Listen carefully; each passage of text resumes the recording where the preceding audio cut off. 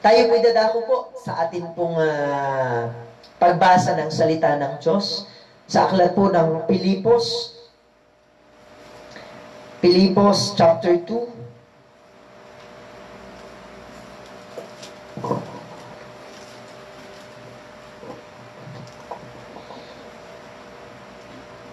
Pilipos chapter 2 verse 1 to 11. Pilipos 1 to 11, ang pagbasa ng salita ng Diyos.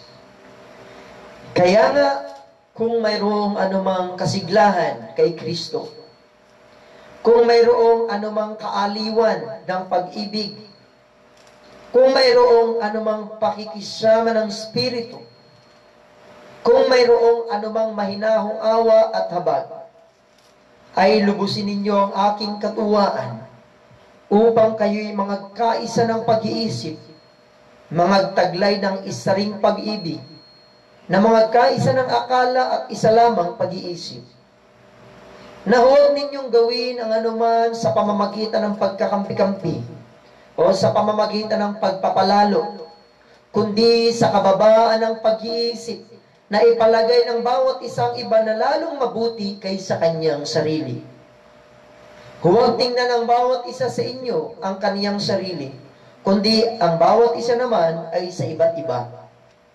Magkaroon kayo sa inyo ng pag-iisip na ito'y na kay Kristo Jesus din naman, na siya, bagamat nasa yung Diyos, ay hindi niya inaring isang bagay na nararapat panangnan ang pagkapantay niya sa Diyos.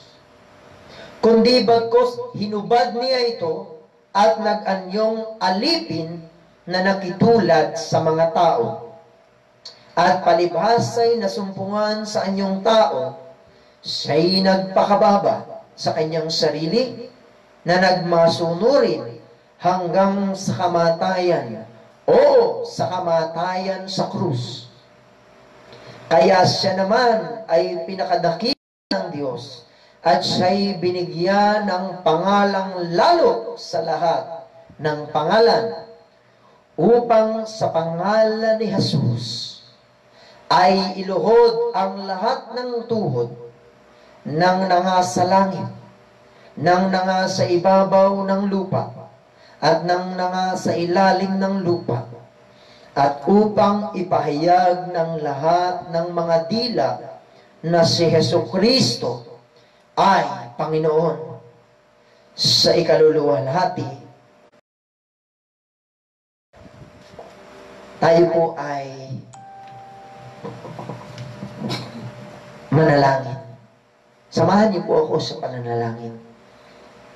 Amang banal sa langit, maraming salamat po sa pagkabasa ng iyong mga salita.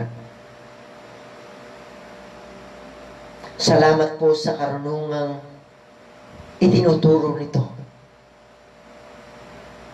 Na wag po naming tingnan yung aming sarili na mas magaling kami kaysa iba. Tinuturuan niyo kami, Panginoong, maging mapagpakumbaba. At ang pagpapakumbaba wala po sa aming sarili. Ito'y na kay Kristo Jesus. Sapagkat kung hindi namin nakakilala ang Panginoong Jesus, hanggang ngayon mayayabang po kami. Ipipilit po namin yung ginagawa naming mabuti para kami tanggapin mo. Na kailanman na hindi mo kayang tanggapin, Panginoon. Salamat po sapagkat sa Panginoong Jesucristo meron kaming kaligtasan. At sa Kanya po nagkaroon kami ng mabuting asal sa iyong harapan. Natuto po kaming magpakumbaba. Nakita po namin sa buhay namin, kung ikaw nga, Panginoong Diyos, nagpakumbaba, sino ba naman kami para hindi magpakumbaba? mababa naman po yung aming kalalagayan. Makasalanan po kami. Masama yung ugali namin. Kaya, Panginoon, kung wala ka, wala rin po kaming magagawa. Amang banal, patuloy niyo po nawang ayusin ang problema ng bansa. Patuloy niyo pong tutulungan ang aming mahal na Pangulo sa kabila po ng marami pong masasama ang puso na sa kabila ng kanyang ginagawang the best na paglilingkod, ay still may mga tao pong tinutuya siya sapagkat ang isip lang ng maraming tao yung kanilang sarili, hindi para sa lahat. Panginoon, buksan mo ang isip ng mga tao sa iyong mga salita upang mawala ang masasamang pag-iisip na imbis na magsalita ng masama, ay magbuka ang kanilang bibig ng katotohanan. O Panginoon, ingatan niyo pong patuloy ang iyong mga anak. Ipoprovide niyo po ang pangangailangan ng bawat isa. At higit sa lahat, bigyan niyo po kami ng tapat na puso na handang magtapat, maglingkod, hanggang sa iyong muling pagbabalik, Panginoon. Bigyan niyo po kami ng kagalakan, bigyan niyo po kami ng unawa, karunungan sa iyong mga salita. Amang banal, iyo po ang kaharian, ang kaluwalhatian at karangalan. Ang lahat ng ito'y aming dalangin. Hinihingi namin ang lahat sa pangalan ng Panginoong Hesus. Amen at amen. Before we hear the message of the Lord this morning, tayo muna po'y makakapakinig ng tanging bilang na inihanda po ng aking grupo, ng aking pong family. Ano po? Tawagin natin sila dito.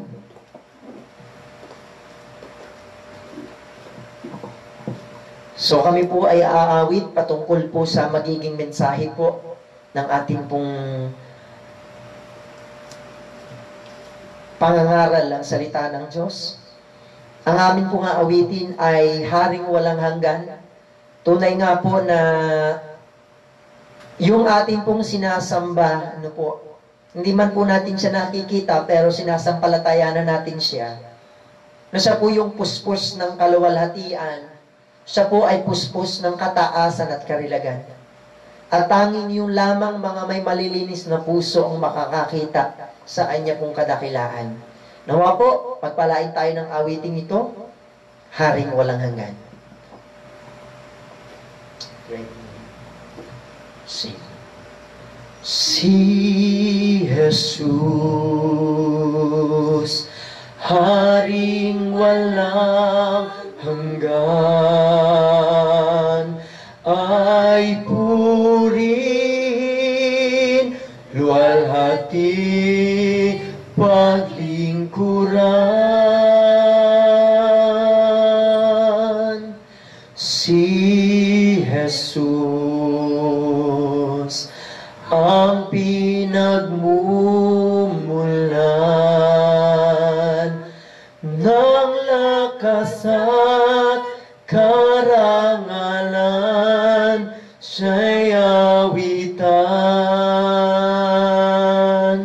sambahin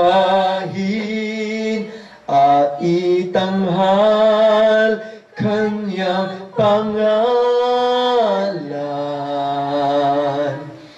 Ang lahat at hariman, siya ay luhuran.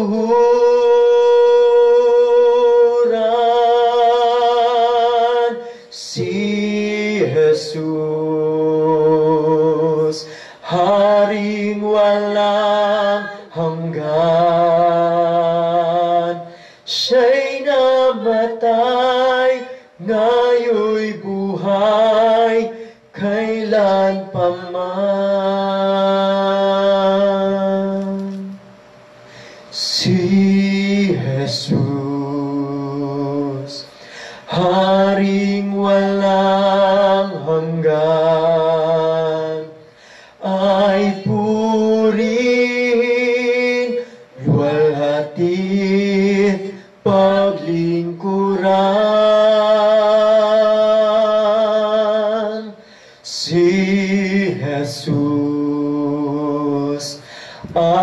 pinagmumulan ng lakas at karangalan, siya'y awitan. Sambahin at itanghal kanyang pangalan.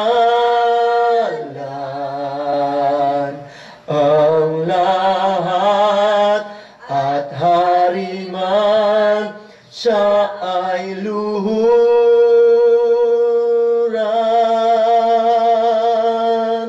Si Jesus,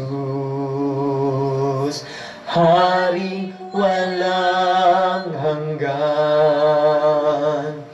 siya'y namatay, ngayon'y buhay, kailan pa man. Siya'y namatay, ngayon'y buhay, kailan pa man.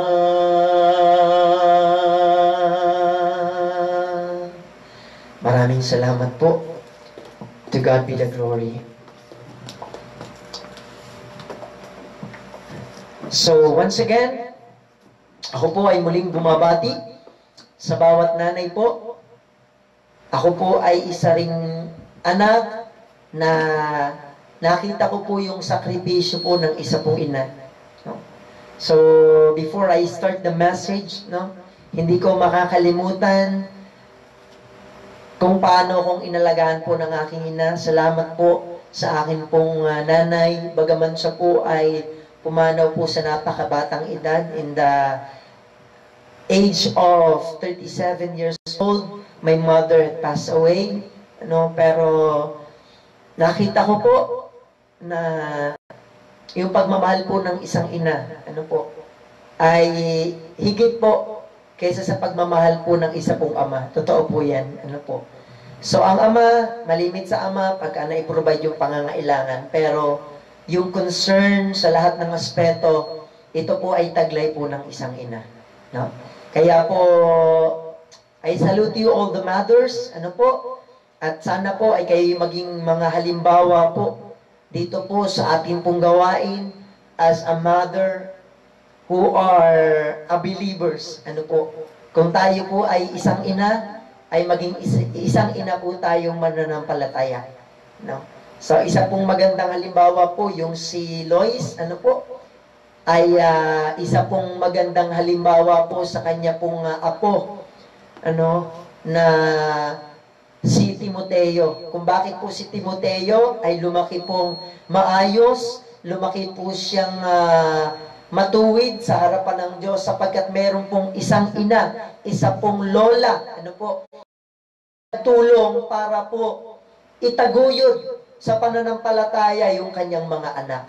No? Kaya po sa mga ina po na naririto, sa akin pong kapatid, sa akin pong asawa na magiging isang ina na rin po sa lalong madaling panahon, ay isa pong blessed Mother's Day sa inyo pong lahat. So this month, tayo po ay nag-uusap, mga minamahal, patungkol po sa magnification. Ito po yung aral, ito po yung tema ng ating pong simbahan, na kung saan yung Diyos na ating pong sinasamba, bagaman siya po ay walang kasing laki ang Diyos, but we use the word magnify para sa pagtaong pananaw maintindihan po natin what is the meaning of magnification. What is the meaning of magnification? Yung maliit po, pag minagnify mo, anong nangyayari? Lumalaki. So, nagsimula po tayong lahat sa maliit na kaisipan, maliit na karunungan mula sa Diyos. At ito po'y unti-unting lumalaki. Depende po sa atin pong ginagawa na pagkilala sa atin pong Panginoon. Of course, yung pong laging nagbabasa ng Bible, last Sunday, we've talked about that.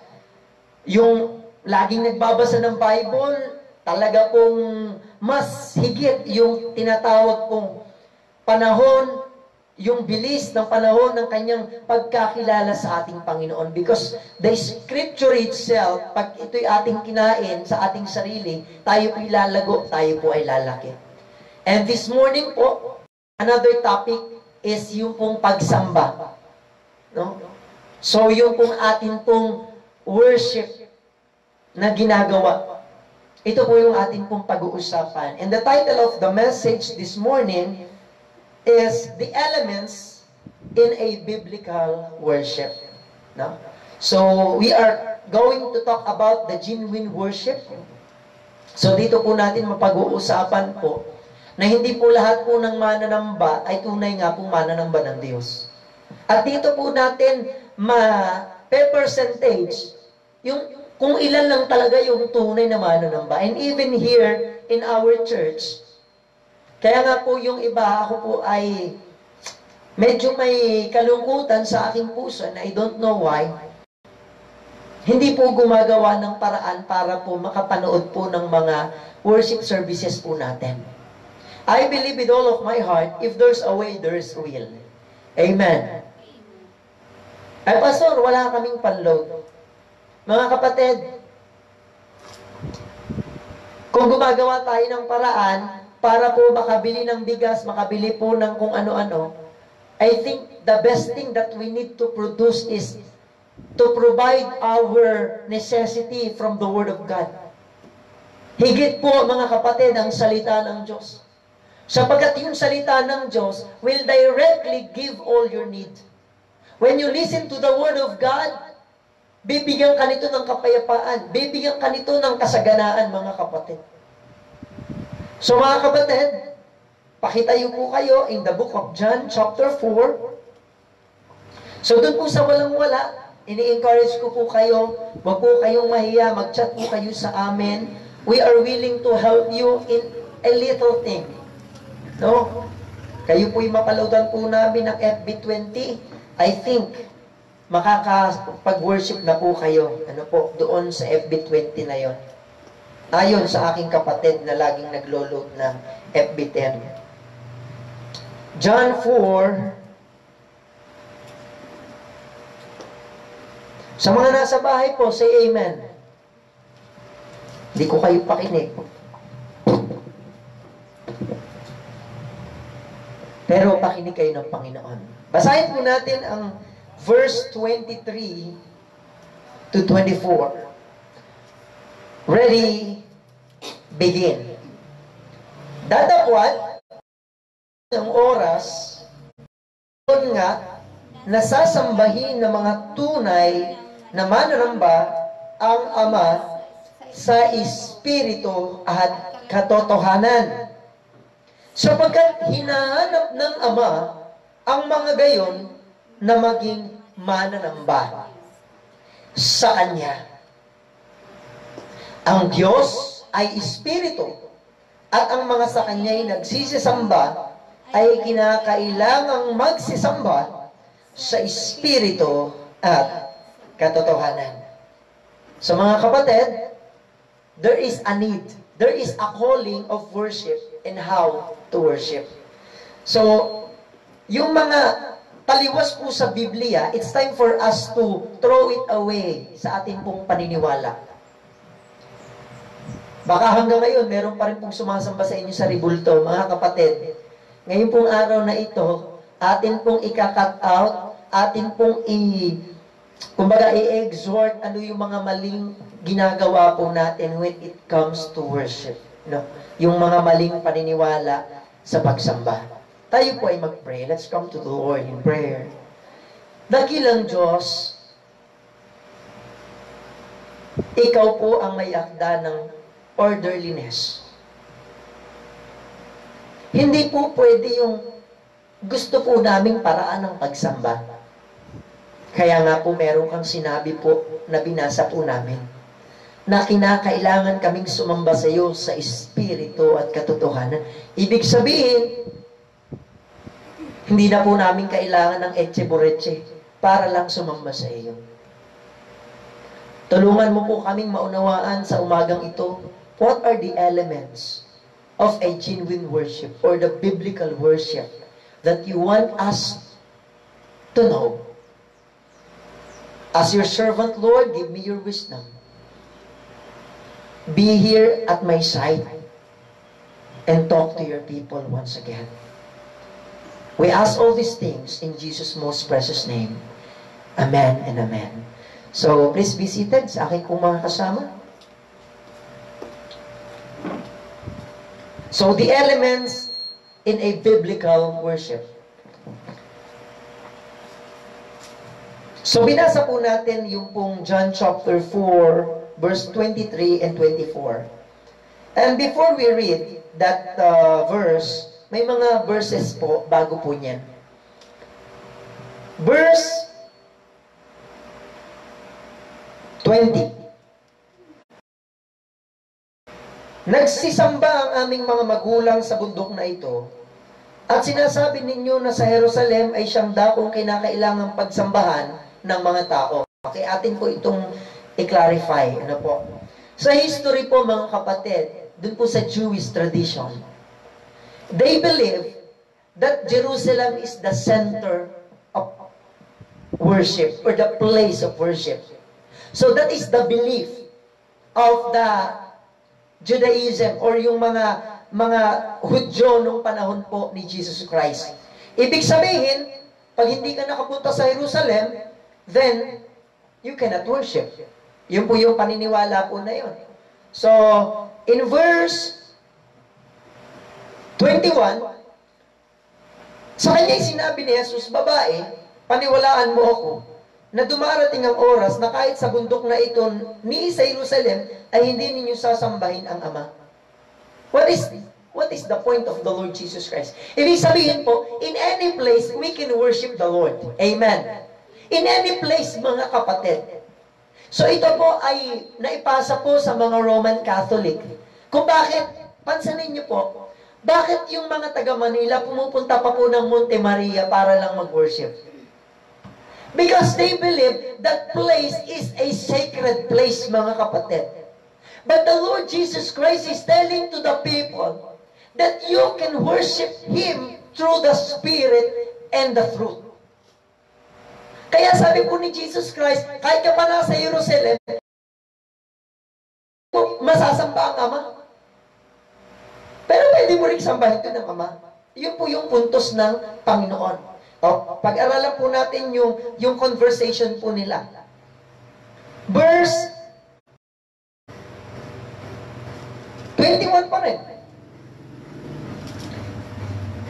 Ay hindi ninyo sasambahin ng Ama. Verse 22. Sinasamba ninyo ang hindi ninyo nalalaman. Sumagot yung babae. Sinasamba sapagkat ang kaligtasan ay nanggagaling sa mga Hudyo. Abay, sumagot po yung babae. And you know who is that girl? Who is talking to the Lord Jesus Christ? Sa kwento po, sa John chapter 4, wala akong matanong na marami dito ngayon. Sino po nakakaalam po ng John chapter 4? What is the story behind chapter 4?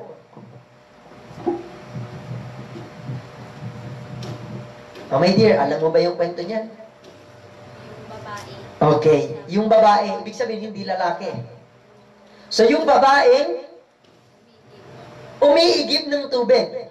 So pansinin po natin, naintindihan niyo. To connect this, mga kapatid, ano ba yung gawain ng babae? Umiigib. Hindi. Ang ibig sabihin po, yung gawain niya. For so many times I preached this chapter to you. Sa mga members, isipin niyo po, patotot. Amen. Sabi ng kapatid kong patotot. Ibig sabihin, sa kabila po ng pagiging patotot ng babaeng ito, siya'y naniniwala na siya'y sumasamba rin sa Panginoon. Amen. Ibig sabihin, siya po'y sumasamba at the same time nangangalunya. So, what is my point? Sinabi dito ni Jesus Christ, sinasamba ninyo yung hindi ninyo nakikilala.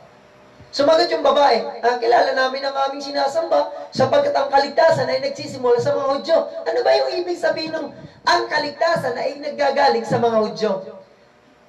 Naniniwala po sila, mga kapatid, na ang mga Hudyo o yung mga Israelita ang piniling bayan ng Diyos. Kaya pag meron kang connection sa Israel, mga kapatid, ligtas ka. Bakit? Sila kasi yung may tamang paraan po ng paghahandog. Sila yung may tamang proseso para sila'y mapatawad sa kanilang mga kasalanan. Pero nung Old Testament, mga kapatid, iba po yung pag-worship ng mga tao nun. Ano yung pagkakaiba sa New Testament? Dati po, pinapatawad po ang tao sa pamamagitan po ng paghahandog ng hayop na walang kapintasan, kagaya po ng tupa. So, maghahandog sila, yung dugo nung tupa na yon, iwiwisik sa dambana, susunugin ng Diyos. Mga kapatid, nung pumasok po si Jesus Christ, sabi po ng Hebreo, kailangan po, hindi tayo kayang tubusin ng dugo ng mga hayop. Chapter 10, verse 22, kundi yung dugo lamang ni Kristo. So, ibig sabihin po mga kapatid, ang pagkaintindi po ng mga tao nitong babaeng ito, yung kaligtasan, pagka ikaw ay tama yung ginagawa mo, sumusunod ka dun sa proseso. Pero mga kapatid, it takes faith to do that thing. Bigyan ko po kayo ng isa pong halimbawa. Kasi po yung pananampalataya, magpapakita ng tamang gawa. Naintindihan niyo po yun? You cannot say to me that you have faith, then you are doing what is wrong. Amen. Hindi mo pwedeng sabihin tunay kang mananampalataya at the same time ikay magnanakaw. You cannot say na tunay kang mananampalataya pero maninira ka ng kapwa.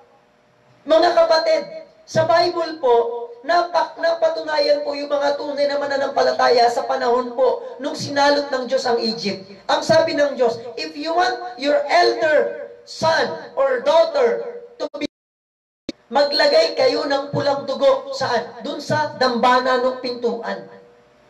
Bakit maglalagay? Paraan para makaligtas yung mga panganay doon sa tiyak na kamatayan, doon sa angel of death. But listen very carefully, lahat ba naniwala? Sabi nga po ng Bible,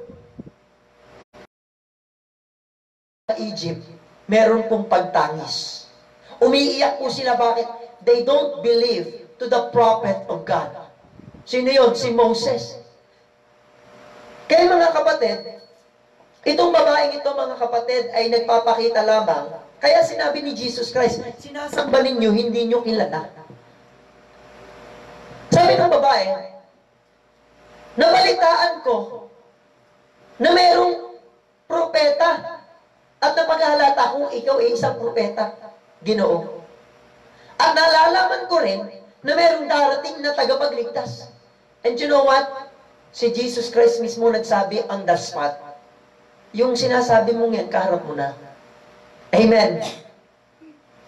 So, ibig sabihin mga kapatid, na may ako pupuntasin po, 3 puntos lang po yung meron tayo. Yung Christocentric worship, pang 3rd point po yun. So mga kapatid, pag-usapan po natin, yung mga maling kaisipan sa pagsamba. No? So, dito po sa kwento pong ito, dinarek ng Panginoon paano tayo sasamba. So, yun po yung tinatawag na biblical worship. Sabi po doon, darating ang panahon at ngayon nga, nasasambahin ninyo ang Diyos sa espiritu at katotohanan. May kasama ba doong rebulto? May kasama ba doong sayaw? Wala. Espiritu at katotohanan. Period. So that is the biblical worship. So pag-usapan muna natin yung pong mga iba't ibang klase ng worship na sabihin na po natin na hindi po tinatanggap ng Diyos. Pero sumasamba rin sila sa Diyos. Huh? One time, ewan ko if Brother Andy is watching right now, he told me, siya sumasamba dati din sa Door of Faith, born again Christian. Sumasamba lang siya, pero bakit daw wala siyang maintindihan? And dumating sa point na tinamad nang magsimba. You know what? May mga churches po kasi na ang tawag po sa kanilang pagsamba ay contemporary or modern worship. So pag-usapan natin yan. Yan po ngayon, yan po yung mga born-again Christian, yan po yung mga evangelicals, yan po yung mga charismatic, yan po yung mga Pentecostal, yan po yung mga victory churches na ito. Nasa Bible din po yan, 2 Timothy chapter 4. 2 Timothy chapter 4. Ang ganda po nito, tantusan ninyo. Lalo na po dun sa may mga makakatiantay nga. 2 Timothy chapter 4 verse 1 hanggang verse 2 hanggang verse 4. Sabi diyan, ipangaral mo ang salita.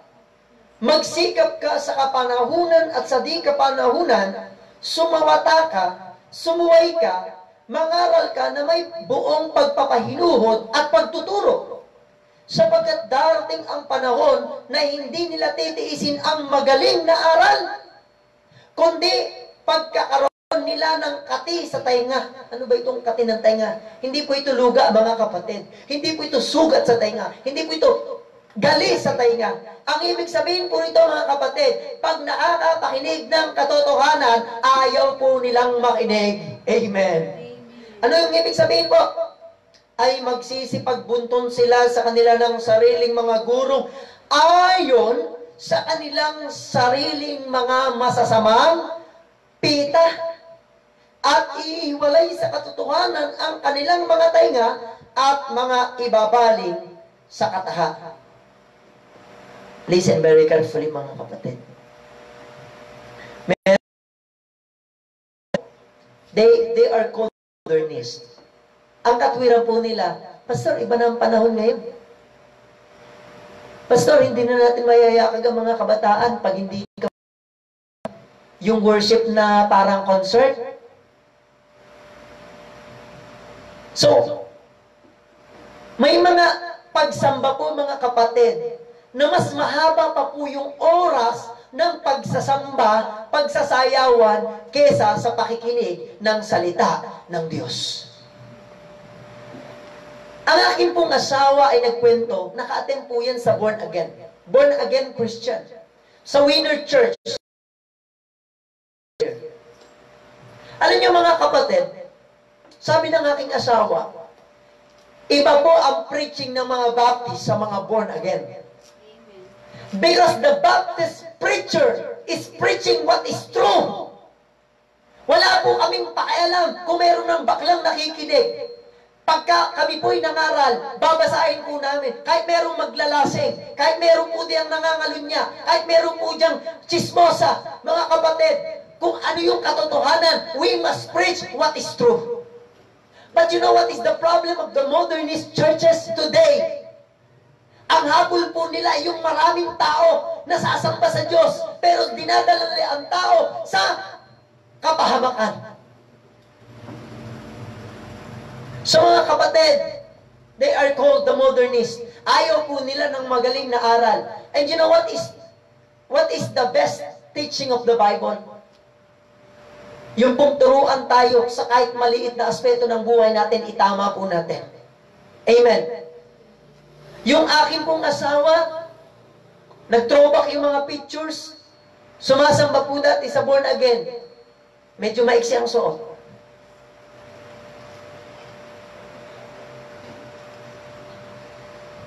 So, huwag na po tayong lumayo. Ang mga babae po nakapantalon. Sumasamba. Yun po ay hindi katanggap-tanggap sa Panginoon. Kita ko lang naman po, puro kantahan lang, puro, oh! Isigaw mo! Lord, I love you, Lord! Sigaw mo! Isigaw mo ng malakas! Mahal ka ng Diyos! Kapatid, totoong mahal ka ng Diyos. Pero paano naman yung sinabi ng Diyos? Sa Santiago chapter 4 verse 4, kayong mga mangangalunya, Hindi ba ninyo nalalaman na ang pakikipagkaibigan sa sanglibutan ay pakikipag-away sa Diyos? Sino man nga maging kaibigan ng sanglibutan ay naging kaaway ng ating Diyos. Mga kapatid, yung forma, yung bihis, ay sanglibutan. Yung mga kabataan, may hikaw. Yung mga lalaki, nag-eyeliner. Yung pong nag-worship service, wala na pong pinagkaiba sa One Direction. Doon po sa performer. Yung Hillsong. Tingnan nyo po yung bihis. Nung kumakanta ng Hillsong, Christian yun. Yung Hillsong na yan yung mga kumakanta ng Still, yung mga worship song ngayon na sikat. Yung Worthy is the Lamb. Mga kapatid, tingnan niyo po yung bihis, yung way ng worship po nila, yung pagkanta po nila, wala na pong pinagkaiba sa sanglibutan.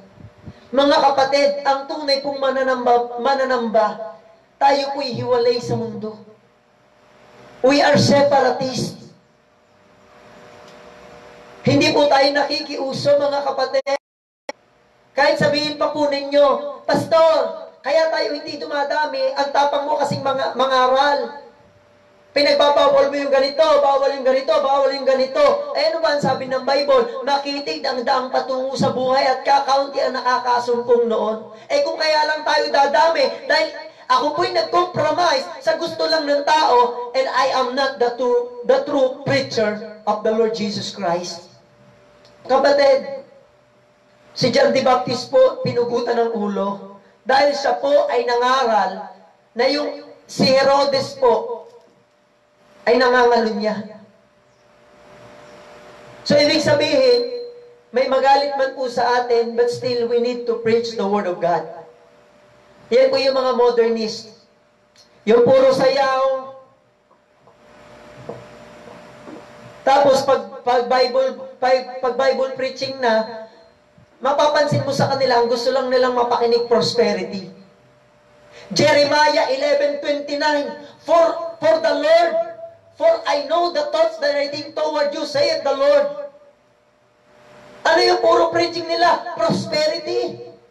Give, and it shall be given unto prosperous. Pero, ang suot na palda, kita pa rin yung underwear. So mga kapatid, yan po yung contemporary or modern worship. Meron pong issue ang mga Baptist. Dapat daw bang gumamit ng projector sa pagsamba? Sabi ng isang pastor, hanggat maaari, kung kaya ninyong magsongbook kayo. Alam niyo kung bakit? Kasi dun sa projector, wala yung nota. Eh tayo, dapat alam natin yung nota, tumataas, bumababa.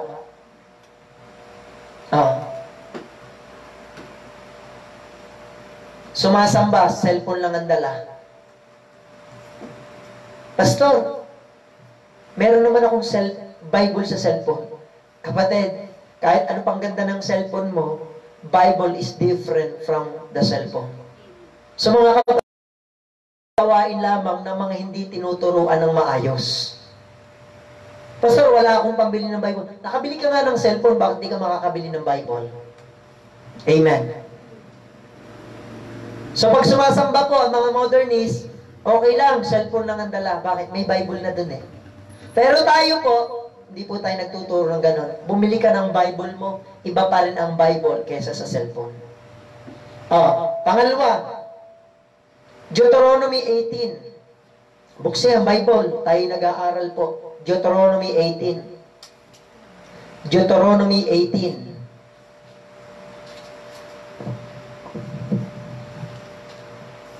Deuteronomy 18, verse 10 to 14. Huwag makakasumpong sa iyo ng sino mang nagpaparaan sa apoy ng kanyang anak na lalaki o babae, o nanghuhula, o nagmamasid ng mga pamahiin, o engkantador, o manggagaway, o engkantador ng mga ahas, o nakikipagsanggunian sa mga masamang espiritu, o mahiko, o sumasangguni sa mga patay. Okay, anong tawag dyan? Yan po yung tinatawag na Baal worship or the evil worship. You know what is the meaning of the son and daughters who walk to the fire, through the fire? Mga kapatid, meron na ba kayong nakita or nakitang palabas na sila po ay nag-worship sa kanilang Diyos, lumalakad po sila sa baga ng apoy at hindi sila napapasok?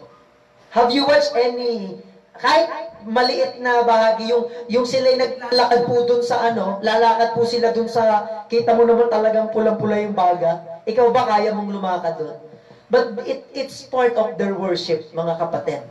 So, lalakad po sila dun sa baga, yun po yung pagsamba nila sa Diyos. Ano sabi ng Diyos? Huwag akong makakakita ng ganyan.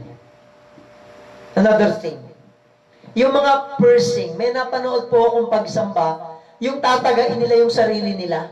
Have you watched mayroong bansa, mga kapatid, na sila po'y sumasamba sa Diyos, mayroong silang espada, tatagain nila yung likod nila. Yung diretso sa ospital, bakit? Oh, yung body pursing, that is part of worship. Yung pong mga pagkukudlit, that is not improper. That is a Baal worship, mga kapatid. Yung engkantador, yung mahiko, o yung naniniwala sa pamahiin. Kasama po dyan ng Roman Catholic. Anong katwiran? Wala namang masama kung susundin. Meron. Dahil wala kang tiwala sa Diyos. Buntis po ang aking asawa, pero pwede pong tumayo sa pintuan. Pero dun sa mananamba po ng ibang Diyos, ay wag! Naku! Wag! Naku, parang awa mo na ini. Mga kapatid, kung may pananampalataya sa Diyos, nilagayan ng Diyos. Paano si Adan at si Eva? Wala pang bahay ng unang panahon. Saan sila nakatira dati? Ako'y naniniwala. Nabuhay sila Adan at si Eva sa halamanan lamang sa ilalim ng puno. O paano i-apply yung pamahiin doon? Walang connection po yun, mga kapatid. Yan po ay gawa lamang. So Baal worship, yan po yung makikita nyo po kay Paraon. Sumasambo po sila doon sa buayang katawan, tapos yung kalahati ay ulo.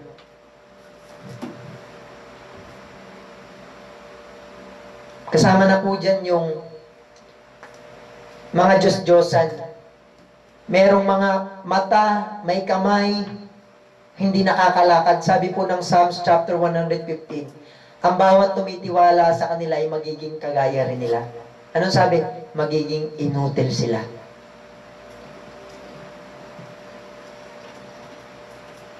Marami akong kilala, very fanatic sa pagsamba. Very proud pa yun, merong abo sa noo. Tapos, sumamba kay Padre Pio, nagpa-picture pa doon. Mga kapatid, ang pagsamba po na ganon ay evil worship. Bakit naging evil? Sinuway mo ang Diyos May napanood po akong video, Catholic Defender. Bakit daw natin sinisiraan ng mga Katoliko, hindi naman sila sumasamba sa Diyos-Diyosan? Naglagay po ako doon ng comment. Sabihin na natin, hindi nyo sinasamba. Pagpalagay natin hindi nyo sinasamba yan. Paano mo sasambahin yung Diyos sa kabila ng pagsuway mo sa Kanya? Pwede mo bang sambahin yung Diyos at the same time sinusuway mo kung ano yung gusto niya? Meron bang pagsamba doon? Doon pa lang wala na eh. Bakit? Rebelde ka. Eh, ano ba ang utos ng Diyos? Huwag kang gagawa para sa iyo ng larawang inanyuan o ng kawangis man ng tao na nasa ibabaw ng lupa, nasa ilalim ng lupa, nasa ilalim ng tubig, o nasa itaas sa langit. Huwag mong sasambahin sila at paglilingkuran man, sapagkat akong Panginoong Diyos ay mapanibuguing Diyos. Dalawang katampalasanan ng mga magulang sa mga hanggang sa ikatlo at ikaapat na sali ng lahi ng mga napopoot sa akin. Alam niyo ang ibig sabihin ng punon? When you are making idols, you are angry to God. Galit ka sa Diyos. Minamaliit mo yung Diyos. Diyos, diyan ka lang. How can I say na galit ka sa Diyos? Bakit pagka nagpipreach ako ng tungkol sa katwiran, pag binasa ko na yung 1 Corinthians chapter 6 verse 9 to 10, ang mga maglalasing, ang mga mapakyapid, ang mga manggagaway, ang mga mapagsamba sa Diyos-Diyosan, ang mga masasakim, ang mapagtungayaw, ay hindi magsisipagmana ng kanang Diyos. May nagagalit. Eh samantalang sabi ng Diyos, ang sa Diyos nakikinig ng mga salita ng Diyos. Saan nagalit? Doon sa preacher. Tanong, yung ba'y salita ni preacher? Binasa ko lang yung Bible.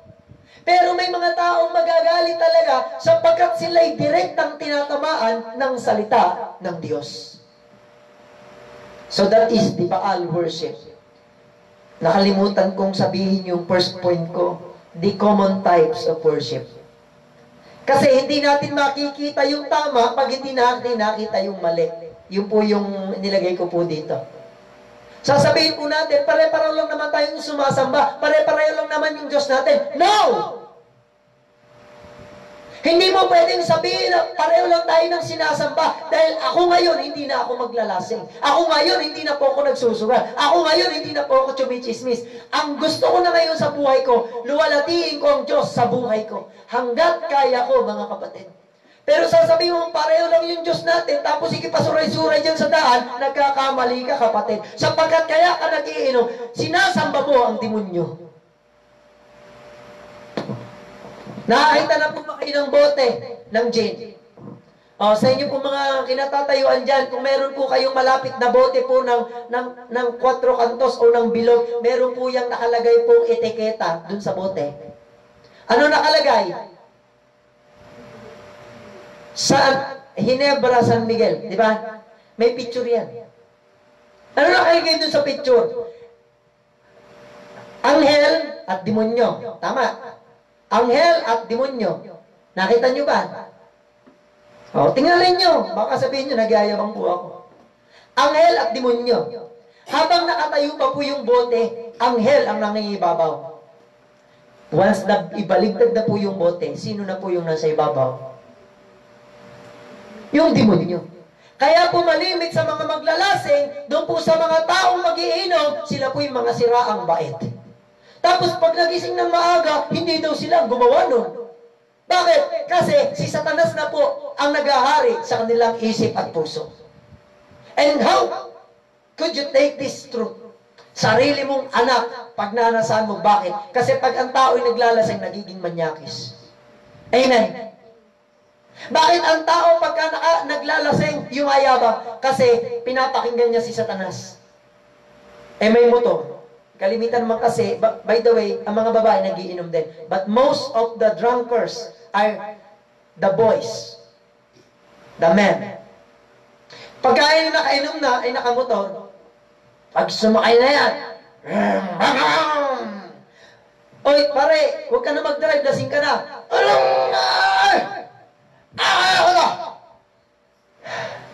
Ako ang pinakamagaling mag-drive sa buong mundo. Lasing. Hindi ako lasing. Ikaw ang lasing. Nag-drive. Yun, kinabukasan. May laman yan. Amen. Amen. Bakit? Dahil sabi, mabagal pang yung takbo. Ang bihira, 180 na yung takbo. Ang bilis magpatakbo. Pagdating naman sa bahay, magpapahinga laang. Kaya nung ako po, biyaya naman po ng Panginoon nung ako naging magiinom, may takot sa puso ko. Pag ako po ay nalasing na, that was, nung ako po ay high school, di na po ako nagdadrive ng motor. Kasi wala kaming motor. So that is Baal worship, mga kapatid. Hypocritical worship, Matthew 15. Ito ang matindi. Ito po yung mga laging nasa church. Pansinin nyo. In the book of Matthew 15. Matthew 15.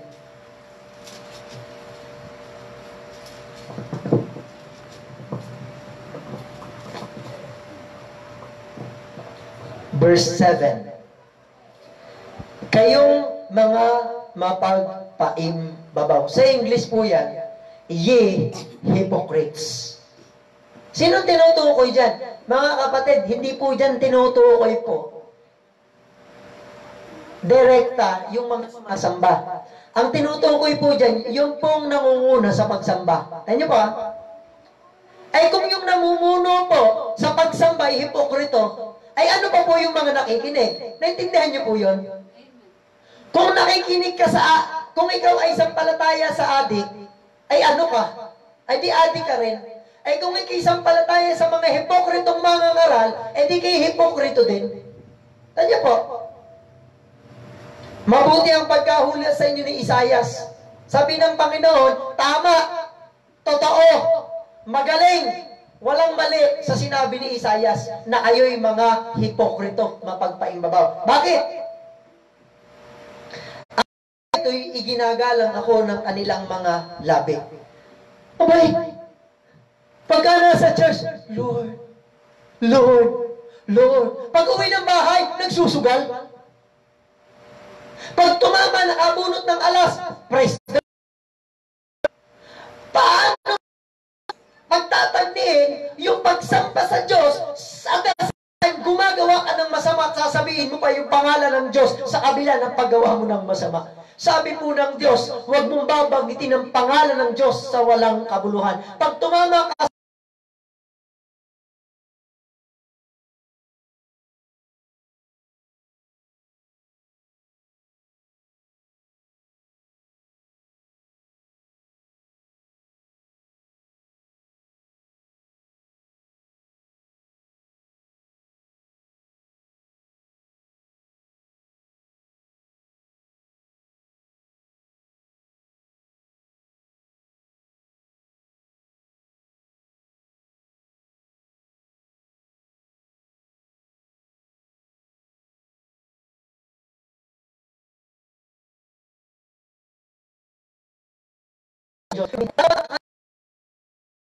ay malayo sa akin.